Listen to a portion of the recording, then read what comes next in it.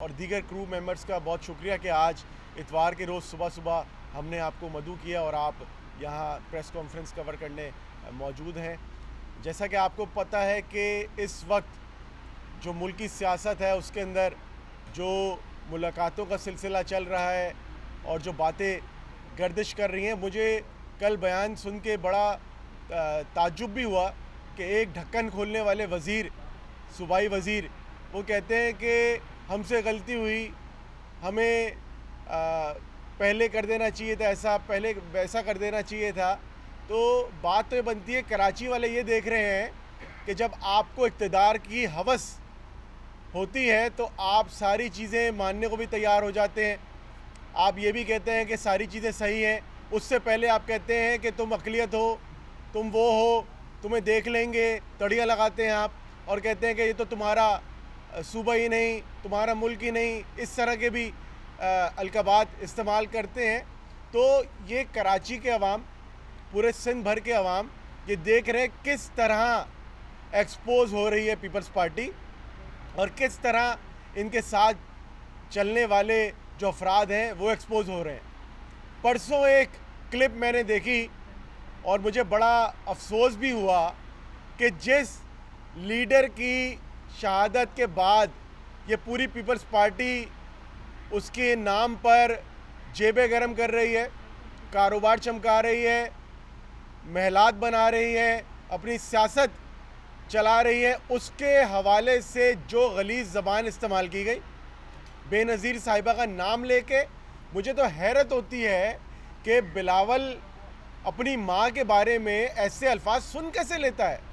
मुझे हैरत होती है कि ज़रदारी अपनी बेगम के बारे में ऐसे अल्फाज सुन कैसे लेता है और उन अफराद के साथ बैठ के प्रेस कॉन्फ्रेंसें कर रहे हैं, ऐसे ऐसे करके हाथ उठा रहे हैं और कह रहे हैं कि हम इमरान खान के ख़िलाफ़ इल्म बगावत करेंगे। मुझे तो हैरानी होती है कि ये कौन सी मट्टी के बने हुए हैं।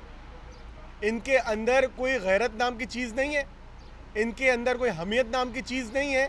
ये किस सतह पे गिरे हुए लोग हैं कि अपने ख़ानदान की माँ, बीवी के बारे में ऐसी ज़बान इस्तेमाल करने वालों के साथ हाथ सिर्फ इसलिए इन्होंने मिलवाया है कि इनके दिल में बुग़्ज़ इमरान है।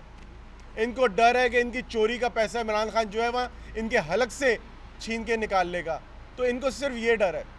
और एक अहम मौजू जो इस वक्त चल नहीं रहा उस तरह जिस तरह उसको चलना चाहिए, एक साहब जो कि कई अरसे पहले तक तो ज़रदारी के बड़े देरीना साथी थे और उनकी दोस्ती का आप इससे अंदाज़ा लगाएं कि ज़रदारी जिनके साथ दुबई में सफ़र किया करते थे, आयान अली को बिलावल हाउस लाने और ले जाने का ज़िम्मा जिनके हवाले था, मुस्तफ़ा मेमन साहब, कुछ अरसे पहले तक वो ज़रदारी के बड़ी थे, उनके करीबी दोस्त थे। आज उसी मुस्तफ़ा मेमन की जायदादों पे ज़रदारी कब्ज़ा करवा रहा है। वो कोई एक हसन ब्रोही है, उसके वो ज़रदारी का फ्रंट मैन बना है। उन साहब के पेट्रोल पंप गिराए जा रहे हैं, उन साहब के सीएनजी पंप गिराए जा रहे हैं, उनकी जायदाद पे पुलिस को इस्तेमाल करते हुए कब्ज़ा कराया जा रहा है। और क्यों कराया जा रहा है कि ज़रदारी ड्रैकुला का पेट नहीं भर रहा, उसका जो पेट है करप्शन के पैसे का वो अब तक नहीं भर रहा। अपने दोस्त के ऊपर उसने ये काम किया है। मतलब आप सोचें, इस आदमी का करप्शन के पैसे से इतना भी पेट नहीं भर रहा कि अपने दोस्त जो सहूलतकार था आयान अली के मामलात में, उसको भी नहीं छोड़ा इसने। तो ज़रदारी माफिया इस खसलत का है कि उसको कोई परवाह नहीं है कि उसकी मरहूम बेगम के हवाले से कोई मुगल्लिज़ात बके।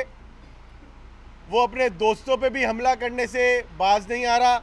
माजी में जो हमले हुए दोस्तों के ऊपर, उससे भी बाज नहीं आया। तो ज़रदारी की तो तारीख़ ये माजी की बहुत पुरानी है। इस हवाले से बिलावल साहब कहते हैं कि मेरी रगों में भुट्टो का खून है, मीर मुर्तज़ा का खून है, बेनज़ीर का खून है, भुट्टो का खून है, आसिफ जरदारी का खून है, बस एक गंदा खून वो बताना भूल गए। वो जानबूझ के, शायद जानबूझ के भूल गए, या उनको नदामत होती है, उनको फ़ख्र नहीं है। हाकिम अली जरदारी का खून भी है उनकी रगों में। वो हाकिम अली जरदारी जो कि बकवास करता था कायद आज़म मोहम्मद अली जिन्ना के हवाले से, जो कहता था कि इसे तो पाकिस्तान का पता नहीं है, जो कहता था कि इसने तो गलत सलत पाकिस्तान बना दिया है, वो हाकिम अली जरदारी जिसने अपने बेटा, जो हाकिम अली जरदारी का बेटा आसिफ अली जरदारी, पूरी कौम जिस जानवर के नाम से इसको मंसूब करती है, उस जानवर के हवाले से इसने बकवास की कायद आज़म मोहम्मद अली जिन्ना रहमतुल्लाह अलैह के हवाले से। मैं तो पूछना चाहता हूँ बिलावल जरदारी, तुम्हारी रगों में उसका ही खून है, वही गंदा खून है जो तुम्हारी रगों में दौड़ रहा है। अगर तुम्हारी रगों में भुट्टो का खून होता तो आज जो साजिशें बैरूनी कुव्वतों के कहने पे तुम कर रहे हो वो तुम ना करते। ये वही गंदा खून है। क्योंकि तुम्हें उस पर फ़ख्र महसूस नहीं हो रहा तो तुम उसका नाम लेते हुए भी शर्मिंदा होते हो। तुम ये भी नहीं बताते कि मैं हाकिम अली जरदारी का पोता हूँ। तुम बोलो तो। मैंने तो आज तक बिलावल की ज़बान से हाकिम अली जरदारी का नाम भी नहीं सुना। मैं चाहता हूँ बिलावल एक दफ़ा कह तो दे कि मैं ताल्लुकी रखता हूँ हाकिम अली जरदारी से। वो कह तो दे, बता तो दे, हमें पता चल जाए, हमें तसल्ली हो जाएगी कि ये शायद इससे लाताल्लुकी का इज़हार कर चुके हैं। क्योंकि जो हरकत हाकिम अली जरदारी की रही, जिन्ना के बारे में तो उन्होंने बकवास की कि ज़ियाउल हक के साथ, भुट्टो साहब के साथ जो हुआ, उस वक्त ये हाकिम अली जरदारी किसके साथ खड़ा था? उसके बाद ये हाकिम अली जरदारी किसके साथ खड़ा था? और आपकी नस्ल तो असल वहाँ से है। आप कहते हैं नस्लें याद रखेंगी, आपको अपनी नस्ल याद नहीं है।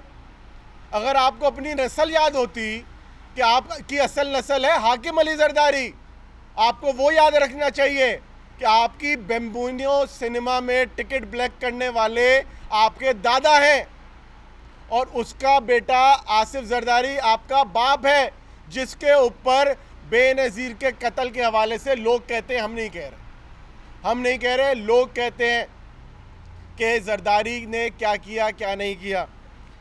और आखिरी बात, ये जो बिलावल हाउस में आप रह रहे हैं, ये बिलावल हाउस वो है जहां जिसके इर्द गिर्द उज़ैर बलोच ने लोगों को, जिस तरह भी हसन बरोही कर रहा है मुस्तफ़ा मेमन के साथ, इसी तरह आपके पड़ोसियों के जो मौजूद थे उनके घरों पे कब्ज़े करके, उनको ज़ोर ज़बरदस्ती करके बिलावल हाउस का अहाता बड़ा किया गया।